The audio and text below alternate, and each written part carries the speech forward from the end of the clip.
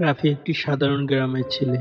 স্বপ্ন তার অনেক বড়, বিসিএস ক্যাডার হওয়া। কিন্তু স্বপ্ন পূরণের পথটা কখনোই মসৃণ ছিল না।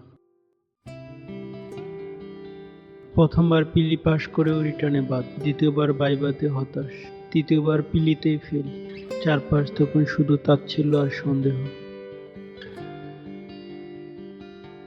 রাফি রাতে পড়ছে, তারপর মাথা নিচু করে বই বন্ধ করছে। আশেপাশে কিছু আত্মীয় বলছে, এবার না হলে তো বিয়ে আটকে যাবে ভাই, আর কতবার পরীক্ষা দিবি। একদিন মা বলল, মানুষ হারে তখনই যখন হাল ছেড়ে দেয়। মায়ের সেই কথায় আগুন জ্বলে রাফির মনে।